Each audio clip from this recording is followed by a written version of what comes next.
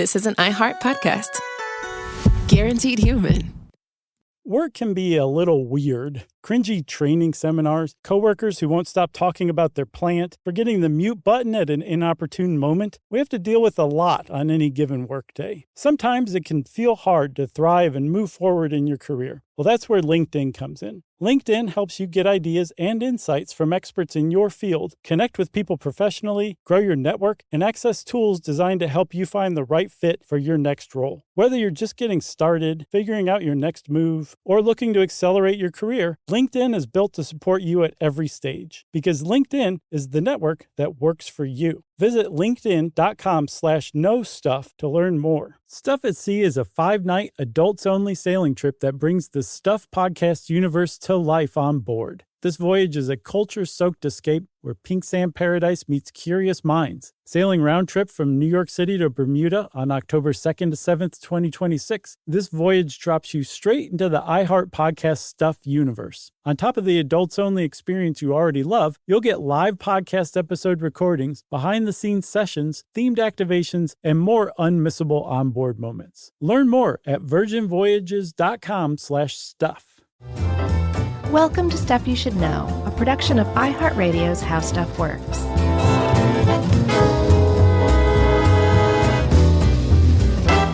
Hey, and welcome to the podcast. I'm Josh Clark, and there's Charles W. Chuck Bryant, and there's Jerry over there. And this is Stuff You Should Know. Stuff you should nizzo. I'm excited about this one. This just feels like classic Josh and Chuck. I think so, too. Tuk Tuk's going to make an appearance. Mm-hmm. Tuk Tuk might make sweet love, which is always fun. Sure. And watching Tuk Tuk? Yeah. We like to watch. He's surprisingly tender. He is. I'm sorry to all the third graders, or actually more to the point, the third grade teachers who are standing there right now at the head of class. They're like, oh, what happened to the Neanderthals? Perfect for the classroom. Right. So, yeah, this is I thought this is very cool. I love this. We've talked a little bit about Neanderthals in the past and Homo sapiens and Denisovans and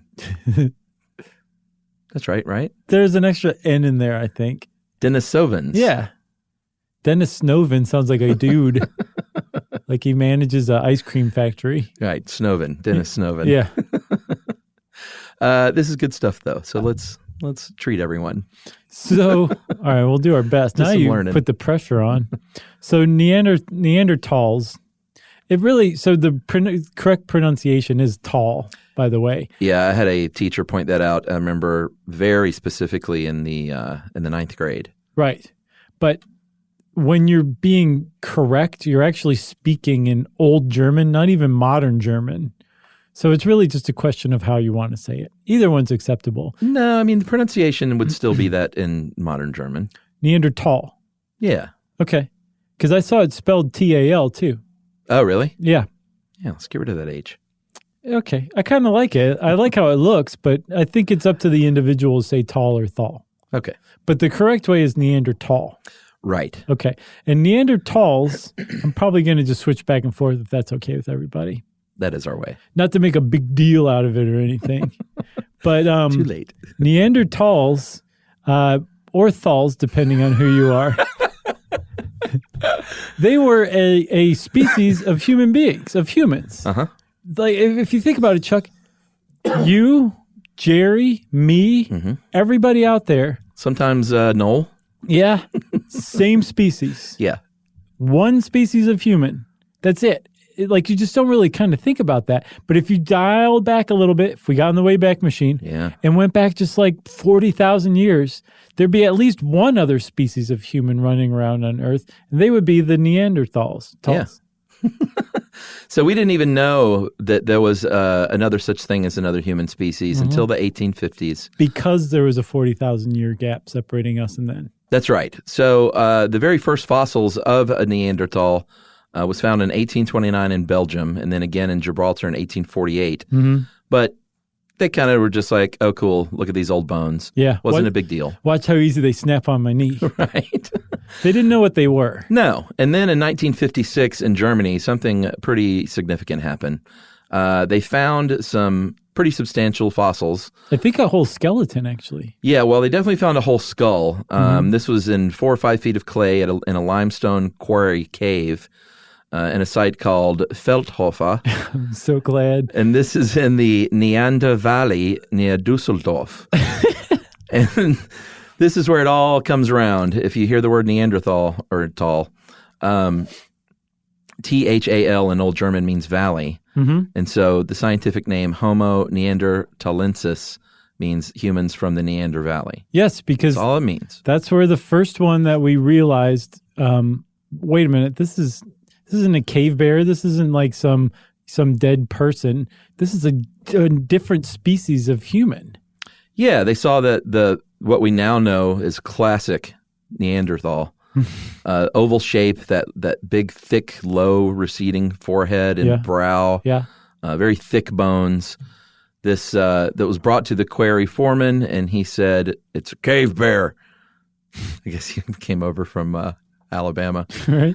But he said, "But I do know a teacher and a guy who's really into fossils. His name's Johann Karl Vollroth.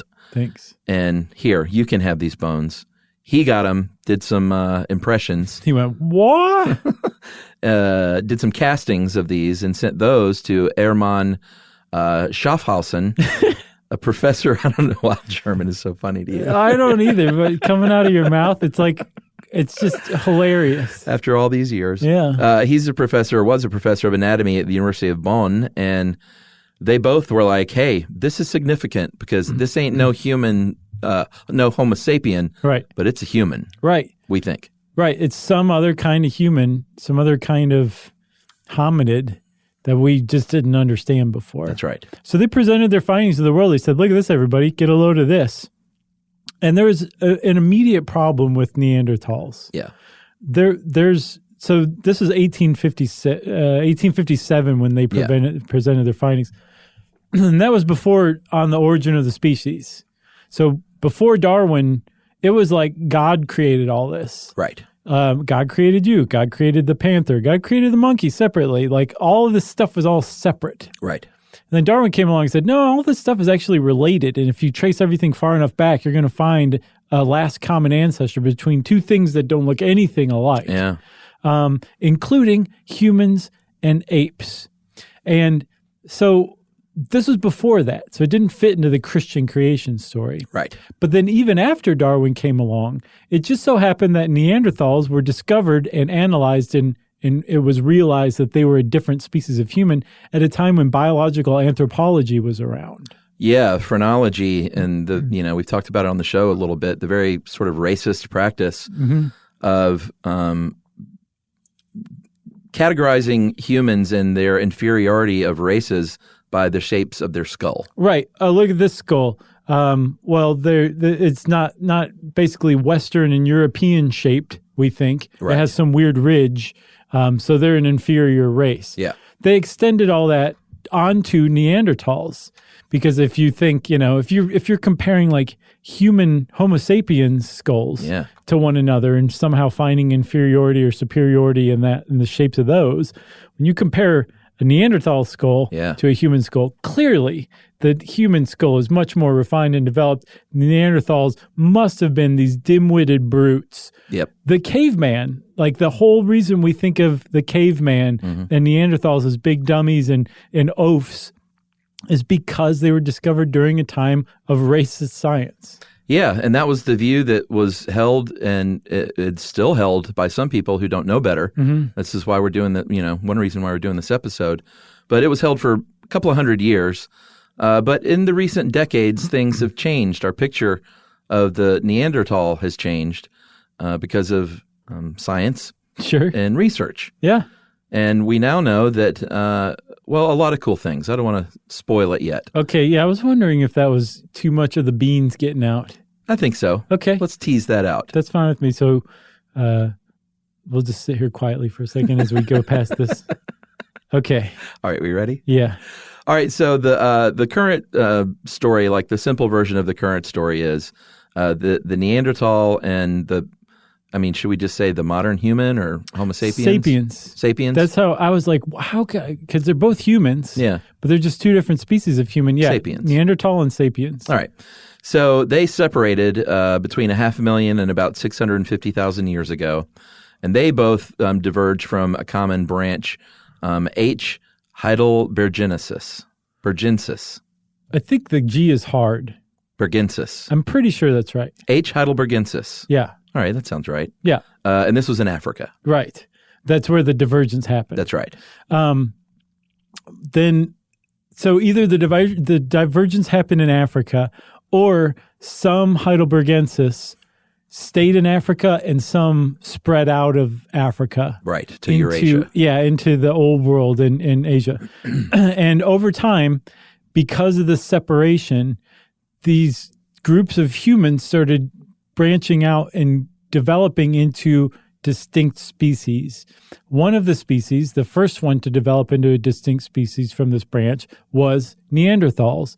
And by at least 400,000 years ago, there were Neanderthals running around, like distinct species of humans called Neanderthals. Yeah, and they were developing independently because they were very far from each other, and they didn't, for a very long time, did not have very much, if any, contact with one another. Yeah, remember we did an episode on speciation. Yeah. Where like brown bears and polar bears used to be the same bear, but the polar bears started drifting further and further north, and they actually adapted to a different climate, a different habitat, so much so that they became a different species. That's the exact same thing that we're talking about. Heidelbergensis drifted into two different parts, Africa and Europe, and the climate and the habitat was different enough that it split into two different species.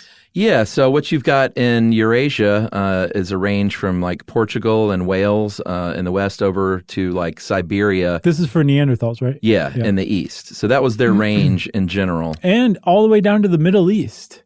Yeah. It was a huge sure. range. Yeah, very big range. The biggest. They were shorter than sapiens that were still in Africa. They were kind of stockier. They had bigger brains. They were, by most accounts, stronger, more muscular. Oh, yeah. Had wider hips and shoulders. Sturdier bones. Very sturdy, just stocky, robust things. You would not want to mess with a Neanderthal.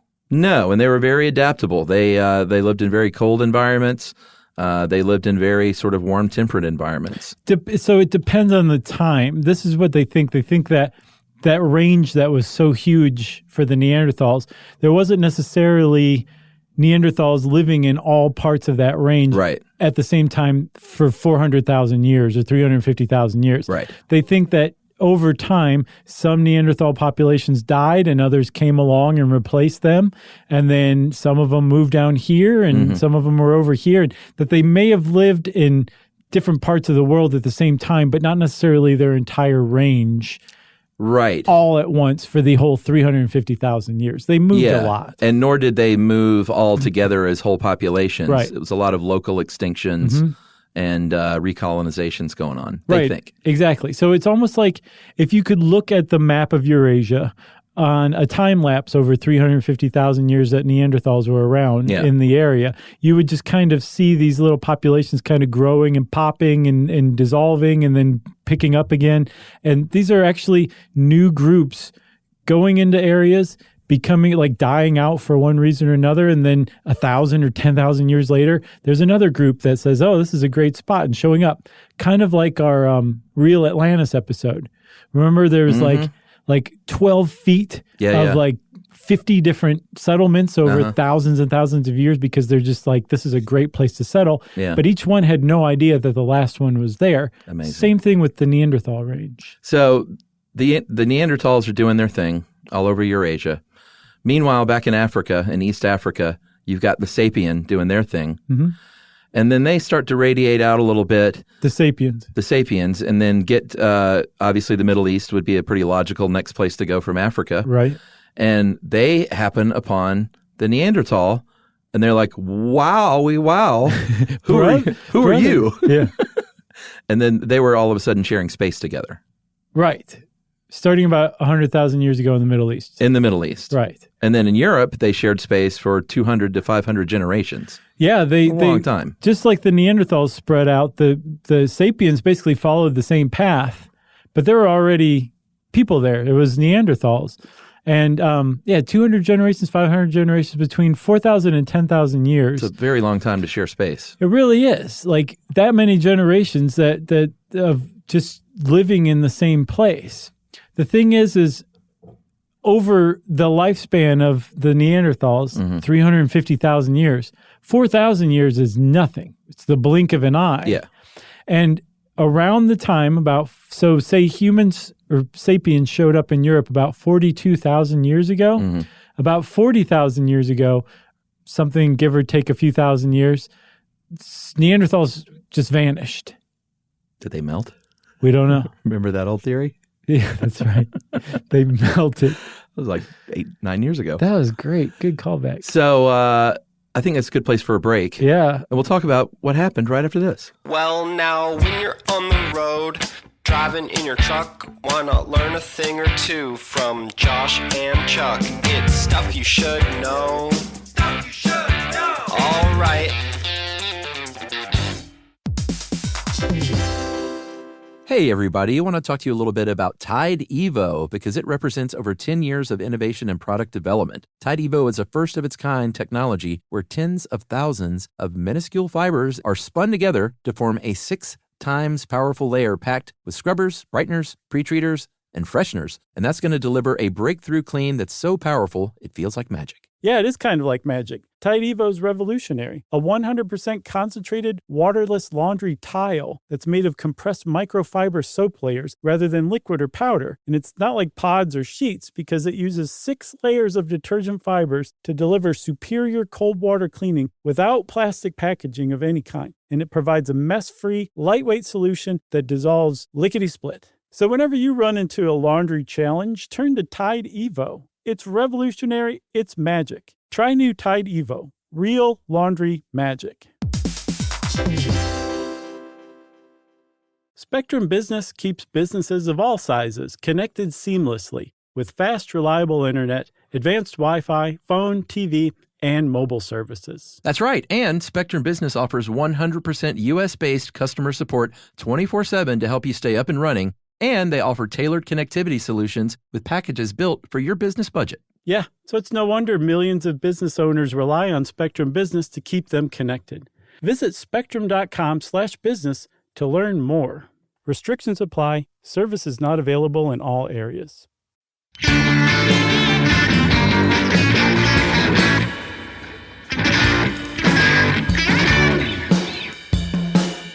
All right, so appearance of sapiens in Europe before this disappearance of Neanderthals. For a very long time, everyone basically just had one of two theories, either that sapiens killed them off, right, or that they were just so smart that they outcompeted them for resources and they went away. And it's known as the replacement model or the recent African origin model. Right. And people were all on that train. Some people still very much are. Oh, really? Oh, yeah. Yeah, in academia, not just the general public. I say boo to that. I agree, and it seems like there are people who are kind of chipping away at that, but I believe the replacement model is the dominant model for what happened to the Neanderthals. It basically says humans, Homo sapiens, came along, and our brains are so much smarter. We were capable of things that Neanderthals couldn't even dream of. Right. Things like culture and art and all sorts of things. Communication. Right. Language, probably. That the Neanderthals just didn't stand a chance. Once the sapiens showed up, it was like, progress is here, go ahead and die. And either directly by killing them via warfare, or like you said, just out-competing them.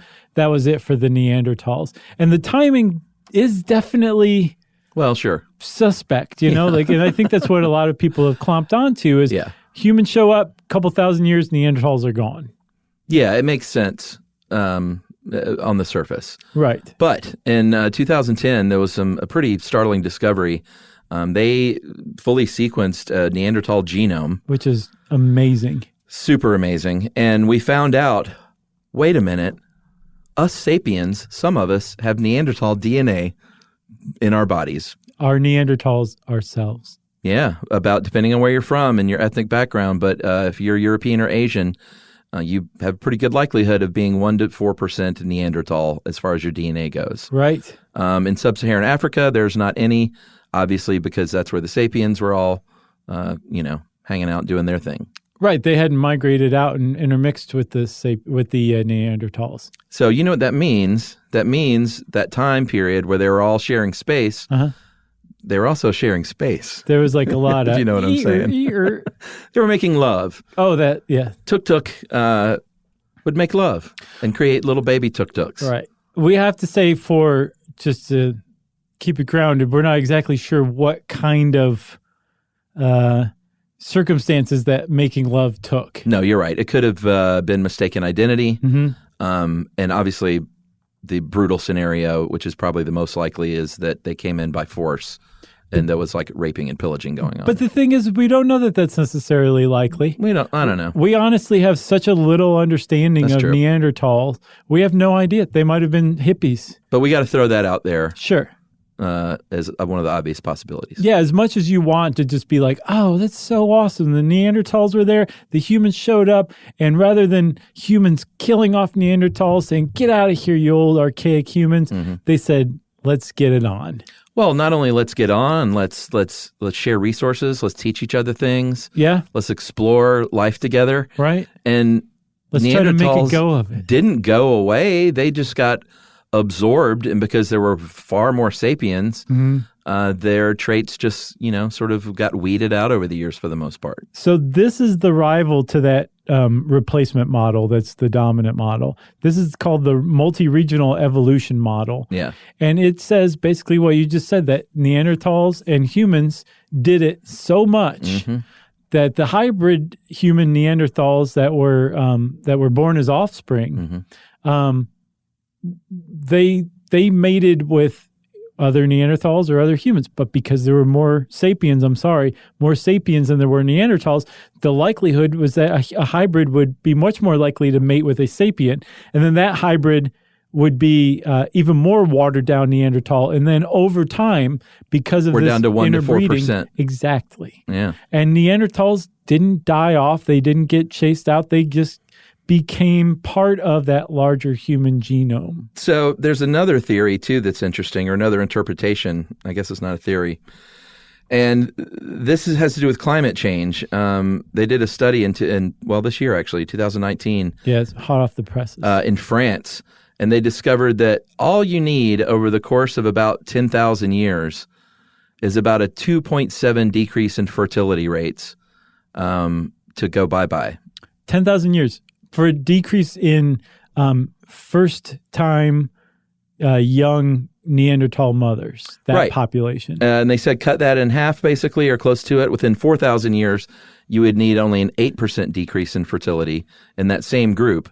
So it's it makes a lot of sense that with a little bit of climate change and a little bit of scarcity, and it didn't have to be anything drastic, but over that amount of time, if you don't have as many calories going into your body and you're a first-time under 20-year-old Neanderthal mother, you're not going to be successful and you're not going to be as fertile. And then over time, that just means you kind of very quietly and slowly go away. Yeah, I got this. I think I found this article from Live Science, and in it they say, by the way, if the human replacement rate dropped to 1.3 babies per mother, we'd be gone in 300 years. Yeah. So just a very slight drop among Neanderthals could have accounted for that 4,000 to 10,000 year process of just suddenly disappearing. And again, in this interpretation, humans didn't do anything. We didn't war with them. We didn't outcompete them. We didn't do anything. It was just something happened to the environment. Yeah. And it was just harder to be fertile. And it wasn't all at once. Maybe it might have been staggered in different parts of the world. Exactly. And over 4,000 to 10,000 years. And the reason, it wasn't that Neanderthals couldn't compete, that they couldn't survive, whereas humans could, because Neanderthals, again, their lifespan was 350,000 years. Modern humans have only been around for 50 to 100,000 years, maybe 200 at the outside. Yeah. So Neanderthals have been around for a very long time, had been very good at adapting to a changing climate basically the whole time that they were around. So it's not like they couldn't compete or couldn't adapt, and humans could. What they think is that there were just way more humans. Right. And so our numbers probably dropped at the same rate that Neanderthal numbers did. Right. There was just more of us to survive and carry on after things got better. Yeah, and in more varied ranges in parts of the world, too. Right. That all kind of makes sense to me. Yeah. I suppose it could be both of those, climate change and lovemaking. Right.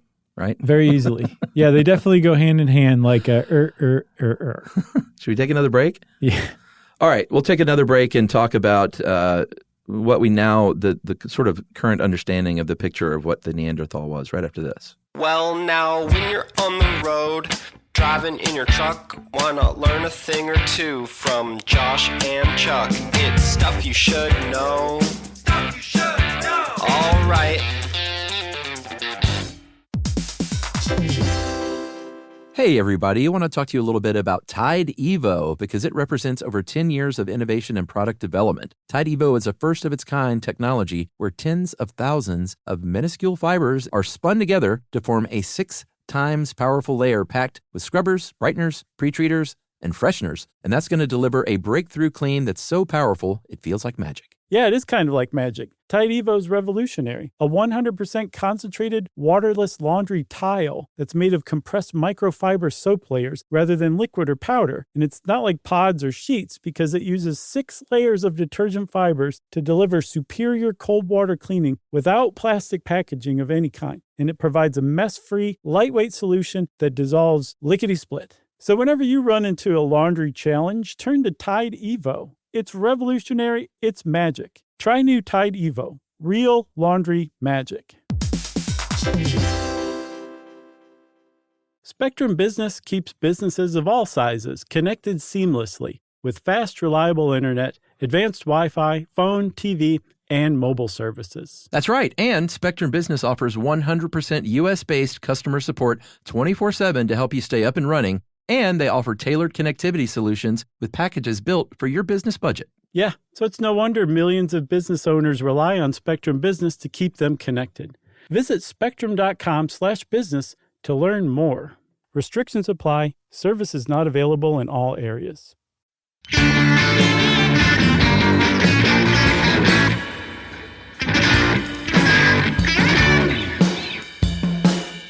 By the way, have you seen or heard of that movie, William?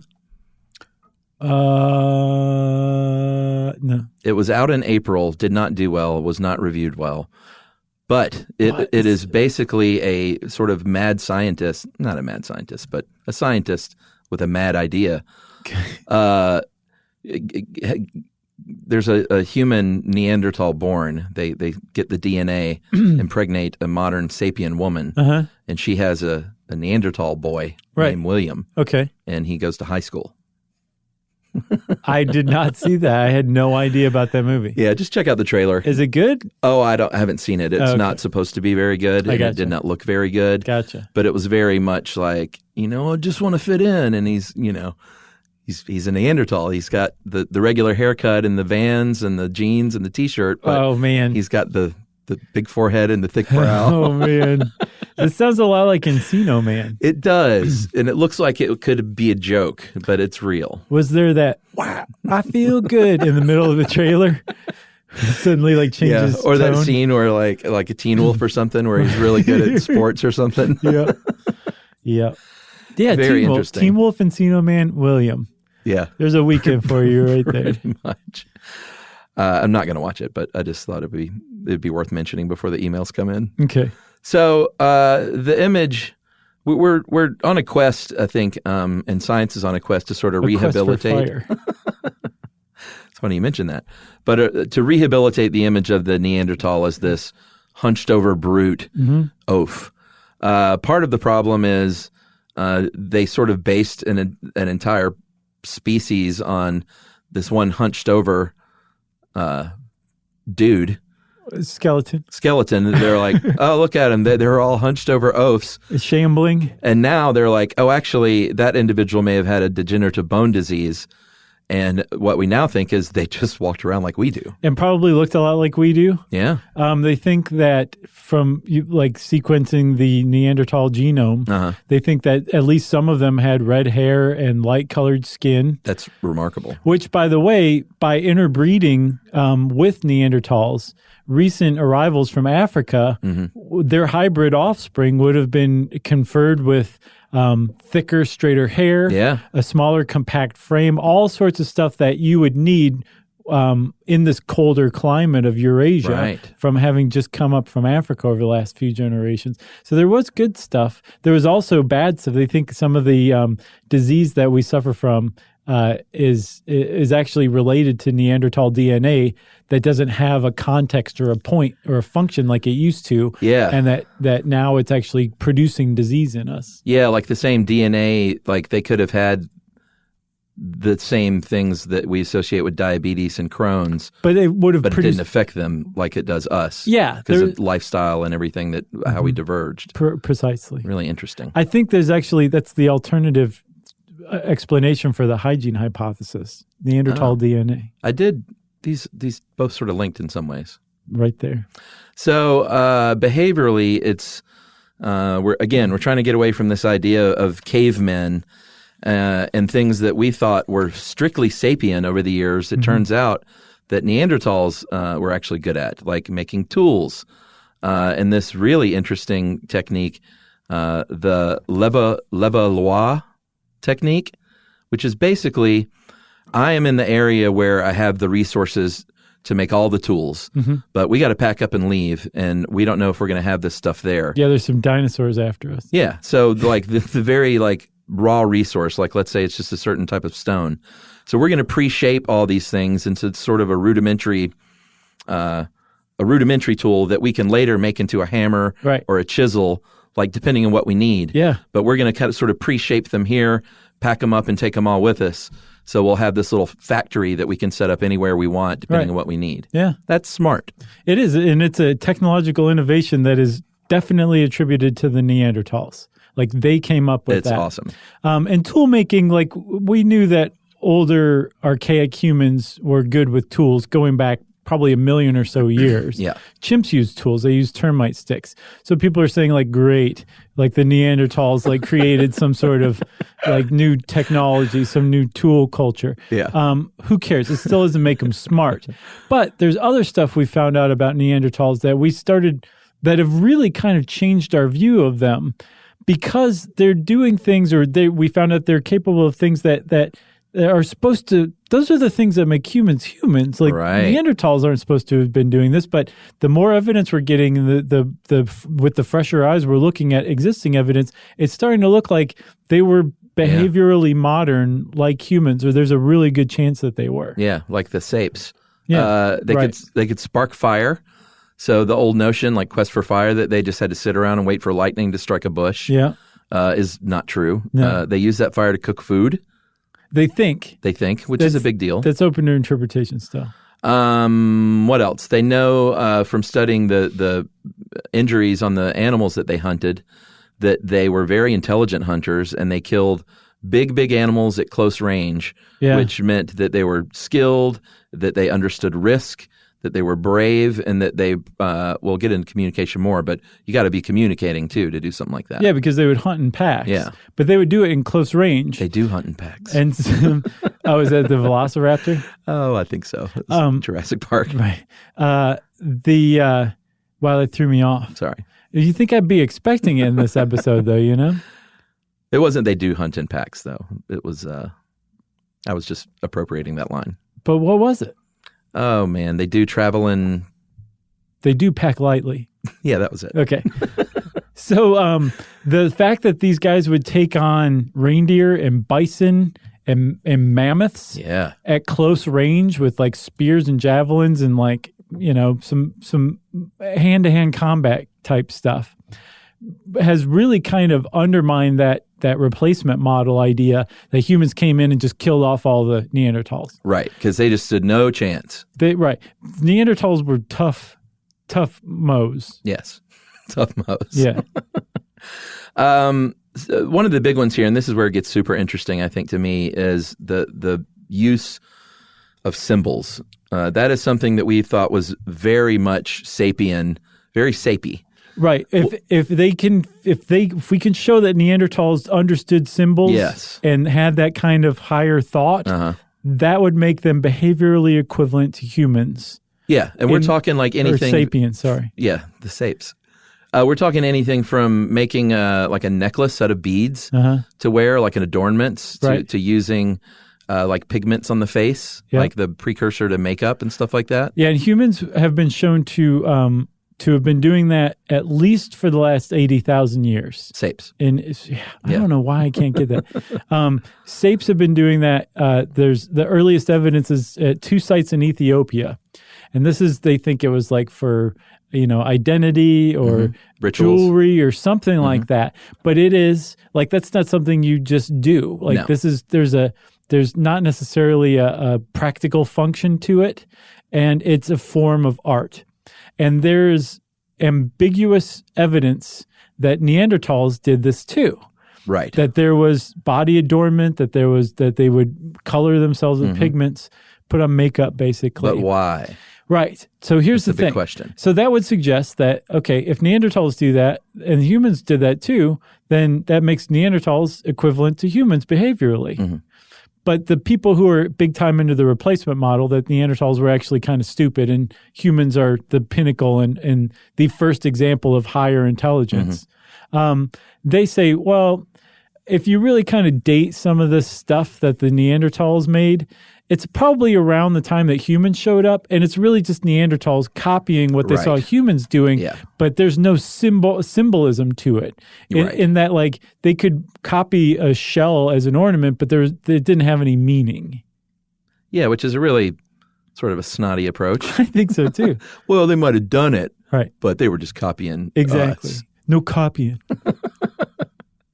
Remember that kid? Yeah. You know what that kid's doing now? He or she is running the company. Is that Dennis Snoven, ice cream manager, ice cream factory manager?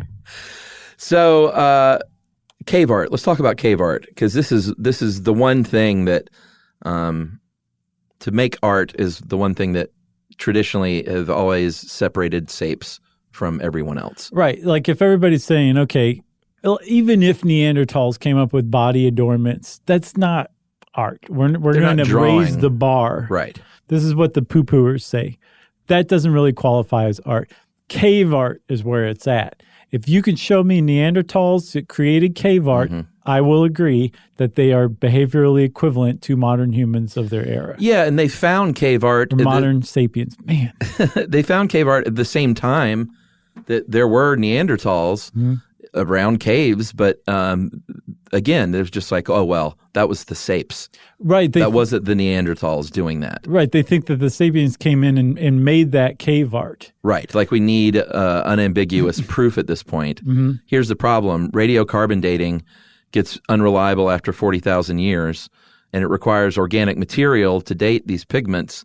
They were using mineral pigments, not organic ones, so that was a problem. That's a big problem. But, and this is kind of mind-blowing, in 2018, they discovered, or I guess perfected, a dating technique that measures the rate of decay of uranium atoms in calcite deposits. So that's what makes up stalactites and stalagmites. In limestone caves. Yeah, so the idea is if you find cave art, sort of like the mosquito caught in amber, right? It's a timestamp. If you find cave art that's underneath some of this deposits that have dripped down over it and encased it, and you can date that, then you know how old that cave art is. Yeah, because the cave art's under the calcite. And if you know how old the calcite is, then the cave art has to be at least as old or slightly older than that earliest deposit of calcite. And what's the big secret? Well, What's the surprise? There was a study in 2018 that found that some cave art in a cave in Spain was created 64,000 years ago. What? A full 20,000 plus years before Homo sapiens showed up in the area,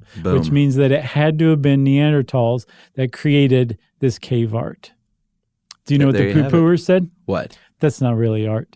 What? Swear to God. Are you serious? He's like some hand stencils and some dots on the wall. That doesn't count. That's the first art I know. that kids do, is tracing their hand to make a turkey. They are really holding on for dear life, but some people are really swimming against this current. Like, they do not want the idea that humans are not uniquely special, I guess, in that sense. People have been thinking that it was humans or only Homo sapiens that have the ability to create art and think symbolically, and it's starting to look like that's not the case. Not only it's not just humans, and that maybe Neanderthals did too, but that's possible that this kind of stuff evolved even further back, and that Heidelbergensis, our last common ancestor running around 700,000 years ago, was doing may some of have this stuff. created art and may have been doing all this other stuff too that makes us uniquely human. Well, another one is music. They have found bones from cave bears in Southeast Europe that had these holes, and they were like, hey, looks like a flute to me. He plays like a flute. It sounds like a flute. Yeah. So it's Jethro Tull. That is so good. I'm so glad that they added flute to their great outfit. Not many groups. Marshall Tucker Band had the flute. And here's a little something for you. I may have told this story, but I was in our little local market getting some food about 2 years ago. Remember that? Yeah. And there was a guy in a band, clearly, and he was like, play flute for Marshall Tucker. I was like, are you kidding?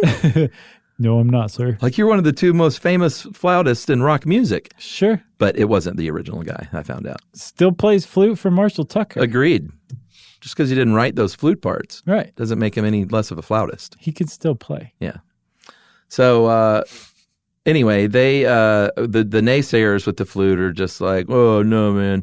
Those are just, they were bones chomped on by hyena teeth. Yeah, the flute holes, the finger holes are teeth marks. Yeah. And sure, you can play Aqualung on it, but that's just because the hyenas. Right.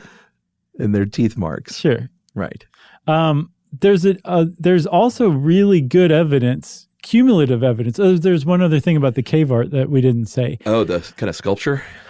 Well, that was one thing. They found what looks to be stalactite, like purposeful arrangements of stalactites in a cave that's from 176,000 years ago. That's sculpture. Right.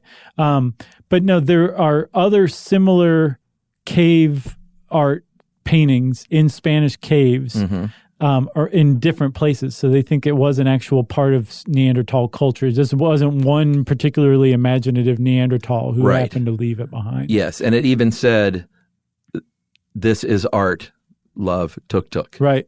And they still don't believe it. Find me on Insta at tuk-tuk. Oh, if only. So the other thing that there's a lot of amassed evidence for is that Neanderthals appeared to have buried their dead. This is pretty cool. This is enormous because, not only can they think symbolically in like art and creating representations of things that may or may not exist, they're thinking about something coming after this. You don't just bury a corpse for many reasons other than spiritual reasons. I mean, you can to keep the wolves away because you're going to camp near the corpse. But if you're a hunter-gatherer, you just move camp and you can leave the person laying out there in the bush for the wolves to take. It doesn't matter because there's no afterlife. If you bury somebody, it indicates you're thinking about something beyond this life. And that is definitely higher level thinking. Yeah. And when we say bury, we don't mean they just found this body like on the floor of a deep cave. Like they dug a hole and placed a body in there. Positioned them in a specific way. Yeah, they found different like grave sites basically, like cemeteries of bodies buried in the same manner. Yeah. And they even found in northern Iraq flower pollen, which clearly suggests that they buried them with flowers. They definitely seems to. That's that's a funerary rite. Unless it was just an accident and they just dropped a bunch of flowers on the way out the door. Which, I mean, it's possible, but it seems unlikely. I don't know if I'm being naive, but I really want to believe this. Yeah, well, it's nice. It's refreshing to think about, humans don't have to have, or sapiens don't have to have the market cornered. We can share it. Humanity? Yeah. Here's another one. If they were just brutes who didn't have any capacity to understand things or take care of one another, they found individuals, and one in particular that was deaf, likely visually impaired because of a blow to the head from as a Ute. Probably from a sapien. Maybe, yeah. Was missing his right hand and then suffered a disease that reduced his mobility. And they found this person lived into his 40s. Maybe up to 50. Yeah, which there's no way this person would have survived without a community of people taking care of and making sure that this person survived and ate and got around and moved along with them. Yeah. Because so they cared for one another and tried to heal one another. Right. Yeah, they took care of their sick, they're injured, they're disabled, they're ill. They shared resources with them. People who couldn't necessarily contribute still got stuff from the community, which suggests a tight-knit social group that cared for one another. And then what about language? So this one just knocked my socks off. There are these Dutch researchers who wrote a paper that argued that Neanderthals almost certainly spoke a nuanced language that we would recognize as a modern language. Right. And that not only did Neanderthals speak their own language, probably Heidelbergensis and maybe even further back in our archaic family line spoke language too. Mm-hmm. And that if that's true, if that's the case, Neanderthals had their own language, and humans absorbed Neanderthals both culturally and genetically, it's entirely possible that there are traces of Neanderthal language that still appear in our languages that are spoken around the world today, unbeknownst to us. Man, if they could find out those words. Isn't that amazing? Yeah, it's pretty cool. I love that. Oh, I like all this. Love you, Neanderthals. Love you, Sapiens. Love you, Tuk-Tuk. And I think I used to just throw Tuk-Tuk around in various ways. But then you developed a taste for watching him make love. That's right. But let me just, from this point forward, Tuk-Tuk is clearly... deep? No, clearly Neanderthal. Oh, I see. I think I had kind of just threw Tuk-Tuk's name around as any kind of early man. Yeah. He could have been Captain Caveman. He could have been the Geico Caveman. Yeah, but who cares? He could be William, for all I know. You know, I thought about it. So Tuk-Tuk is officially Neanderthal. Yes. Okay. The Geico Caveman is actually a really good parable for the struggle between the interpretation of Neanderthals today. Like everybody's like, it's so easy a caveman could do it. And this guy's playing like squash and driving a Porsche. Yeah. Do you remember their short-lived TV show? I remember that it existed, but I never saw it. One of them drove a Porsche. Yeah. And now a word from Geico. Okay, well, if you want to know more about Neanderthals, start reading up about it. And there's a pretty amazing exhibit funded by one of the Koch brothers, if I'm not mistaken, at the Smithsonian, where you can see a real live Neanderthal skeleton. Really? Mm-hmm. Pretty beautiful. What's their angle? Yeah, right. Something. Maybe they're trying to rehabilitate Neanderthals for some reason. Yeah, I'm to sure. Bring them back as exploited workers. And since I just said something about the Koch brothers, it's time for... Go ahead. Administrative details.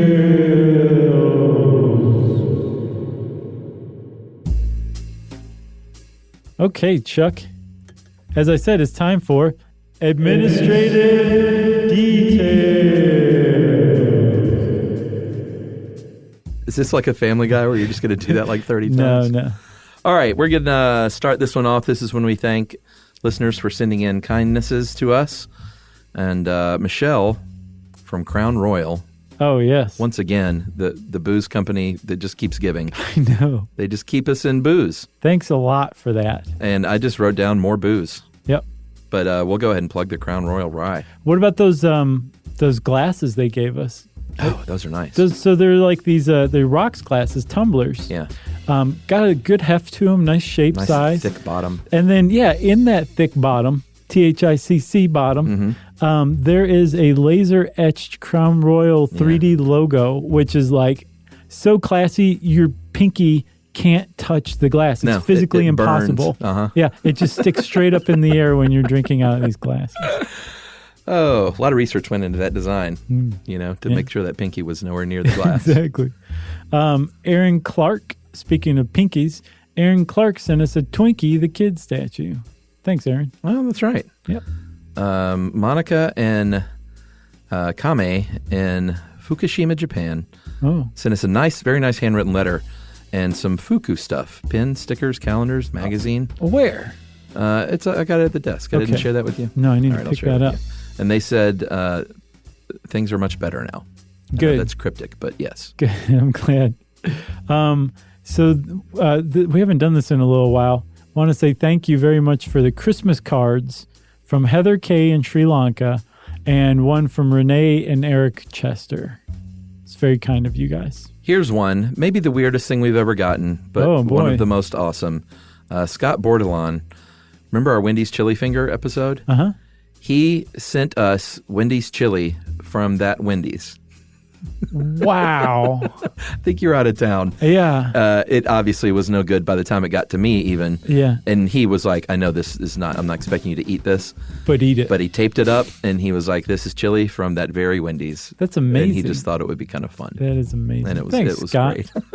You may be right. That may be the weirdest thing we've ever shipped gotten. us chili. Yeah. But not even freeze dried. And then there's Brooke Bergen. Who sent a T-shirt and stickers of his work, and you can check out his very, very awesome work. I believe his, it could be a girl.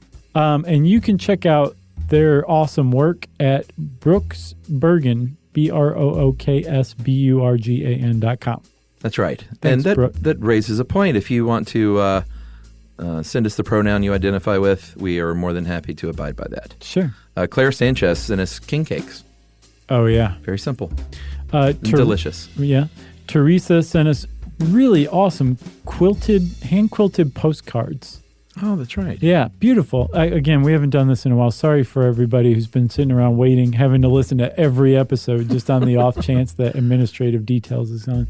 So everyone, Jerry just stopped us right in the middle and said, I have one. We always go on and on about Jerry and her miso. Sure. Big ups to Adam Brenton in Japan. Sent Jerry some miso. Yeah. How about that? Way to go, Adam. Jerry got her own gift after 11 years. After all this time. Got her very own gift, and meaning we didn't also get miso. Right, sure. And we even asked, and she's hoarding it. Yeah, because we share with Jerry. She didn't go both ways. We try to. Yeah. So let's see. Joanna sent us delicious beer chocolates. Remember those? Oh, yeah. She brought them to our Portland show, I believe. Yeah? Yeah, and they were awesome. So thanks a lot, That's Joanna. Right. You don't remember them because they were beer chocolates. Tammy and Justin sent us miniature clay figures, hand-painted, which is very, very sweet, along with a very nice letter. Mm-hmm. We got a postcard from Vienna. Probably not Vienna, Georgia. I think it was Vienna, Austria, like the real one. Very nice. From Pauline. So thanks a lot, Pauline. Michelle and Nevin of Smithtown, New York, sent us a wedding invitation. Happy marriage, guys. Mazel tov.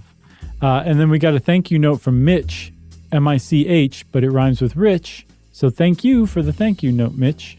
Lowell Hutchison sent us some, these are wonderful. Some hand-lathed pins. Yeah, remember Lowell's the one who sponsored right. She's one of our elephant sponsors. Yeah. Hand-painted wood-lathed pins. Yeah. Man, very, very beautiful. And on that note, we actually got a lot of pins. And I don't think I wrote all of them down because we did our episode on pins. Yeah. And people felt compelled to send us their favorite pin and spread the pin love. So if we forgot your pin, big apologies. Yeah, for real. That was a very nice COA. Yeah. And by the way, also, again, you can check out Lowell's Turned Wood Creations. Mm-hmm. And by the way, she donates 20% of all sales to the David Sheldrick Wildlife Trust, too. So go to etsy.com/shop/LOWELLHUTCHDESIGNS. Wonderful. Okay. Joe Gathercole sent us T-shirts and CDs from his horror punk band, Headstone Horrors. It's a great name. Yeah. And then let's see, I got 3 more. Okay. I've got a book from Nick Kemper. Thanks a lot for the book, Nick. That is beautiful of you. Mike Ennis sent us a box of coffee crisps, and they are delicious. And they are long gone. Yeah, I can attest. They are very yummy. Thanks, Mike. And then we got an amazing illustration of us with a peacock by Callie. Thanks for that. Yeah, it's a great one. All right, I got 2 more. Adam Ressa sent us megalodon teeth. Yes. They were pretty awesome. Yeah, they are. And large. Yep. As you would expect. You got another one? I'm done. All right. My last one then, Kathy Hutton sent us some dog collars. She works for a nonprofit spay and neuter clinic in Washington State. Curly-tailed Hawk is who makes these collars, and they donate $1 from every collar. And you can just go to curlytailedhawk.com and get your dog a new collar already. Then some of that money will go to the spay and neuter clinic, which is great. There you go. Well, thank you, everybody. If you want to get in touch with us, you don't have to send us anything. You can just say hi. Go onto our social networks, and you can find all the links at stuffyoushouldknow.com. You can also send us an email to stuffpodcast@iheartradio.com. Stuff You Should Know is a production of iHeartRadio's How Stuff Works. For more podcasts from iHeartRadio, visit the iHeartRadio app, Apple Podcasts, or wherever you listen to your favorite shows.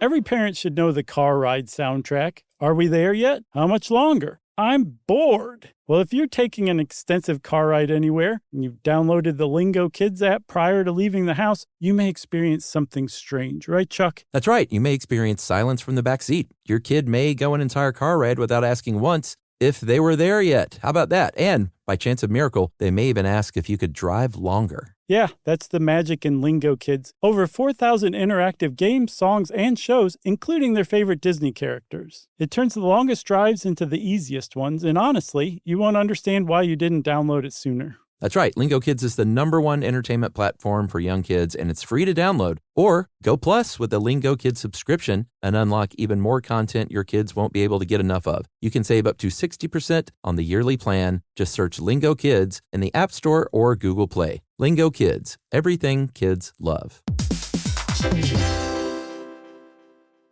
You know, you could be adored by everyone and still completely ignored by your cat. Trust me, I know. But if you feed your cat Sheba, you can go from being ignored to truly adored in 12 days guaranteed or your money back. Sheba has a full menu of products, appetizers, entrees, treats, even a kitten's menu. It's so cute, so Sheba has a product for even the pickiest eater. Like Sheba Puree, it's made with bone broth, their chef-inspired flavors. It's got a smooth and creamy texture that cats love and contains no corn, wheat, soy, or artificial flavors. It's food that your cat's gonna love. To learn more, check out Sheba.com. That's SHEBA.com. This is an iHeart podcast. Guaranteed human.